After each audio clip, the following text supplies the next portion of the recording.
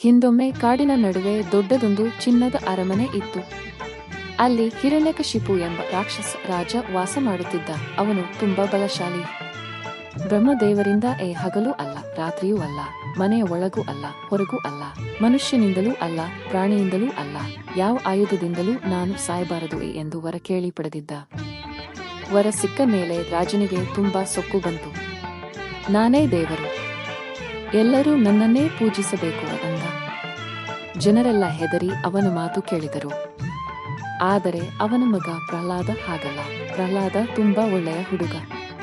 ಅವನಿಗೆ ವಿಷ್ಣು ದೇವರೆಂದರೆ ತುಂಬಾ ಇಷ್ಟ. ಶಾಲೆಯಲ್ಲಿ, ಆಟದಲ್ಲಿ, ಊಟದಲ್ಲೂ ಓಂ ನಮೋ ನಾರಾಯಣಾಯ ಅಂತ ದೇವರ ಹೆಸರು ಹೇಳ್ತಾ ಇದ್ದ. ಅಪ್ಪನಿಗೆ ಕೋಪ ಬಂತು.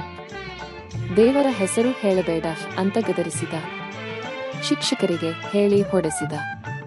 ಬೆಟ್ಟದಿಂದ ತಳ್ಳಿದ. ಆನೆಗಳಿಂದ ತುಳಿಸಿದ. ಆದರೂ ಪ್ರಹ್ಲಾದನಿಗೆ ಏನೂ ಆಗಲಿಲ್ಲ. ಯಾಕೆಂದರೆ ವಿಷ್ಣು ದೇವರು ಅವನನ್ನು ಕಾಪಾಡುತ್ತಿದ್ದ. ಒಂದು ದಿನ ರಾಜನಿಗೆ ತಡೆಯಲಾಗಲಿಲ್ಲ. ಎಲ್ಲಿ ನಿನ್ನ ವಿಷ್ಣು? ತೋರಿಸು ಅಂತ ಕೂಗಿದ. ಪ್ರಹ್ಲಾದ ನಗುತ್ತಾ, ಅಪ್ಪ, ದೇವರು ಎಲ್ಲಾ ಕಡೆ ಇದ್ದಾರೆ, ಈ ಕಂಬದಲ್ಲೂ ಇದ್ದಾರೆ ಅಂದ. ರಾಜ ಸಿಟ್ಟಿನಿಂದ ಕತ್ತಿ ತೆಗೆದು ಅರಮನೆಯ ದೊಡ್ಡ ಕಂಬಕ್ಕೆ ಹೊಡೆದ. ಡಮಾರ್ ಅಂತ ಸದ್ದಾಯಿತು. ಕಂಬ ಒಡೆದು ಅದರಿಂದ ಅರ್ಧ ಸಿಂಹ ಅರ್ಧ ಮನುಷ್ಯ ರೂಪದ ದೇವರು ಬಂದರು. ಅವರೇ ನರಸಿಂಹಸ್ವಾಮಿ.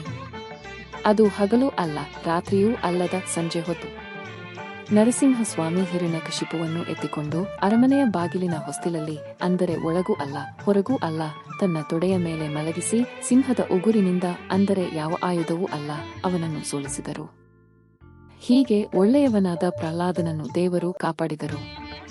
ಸೊಕ್ಕಿನಿಂದ ಮೆರೆಯುವವರಿಗೆ ಸೋಲಾಗುತ್ತದೆ, ಒಳ್ಳೆಯವರಿಗೆ ಯಾವಾಗಲೂ ದೇವರ ಸಹಾಯ ಇರುತ್ತದೆ ಎಂಬುದನ್ನು ಈ ಕತೆ ಹೇಳುತ್ತದೆ.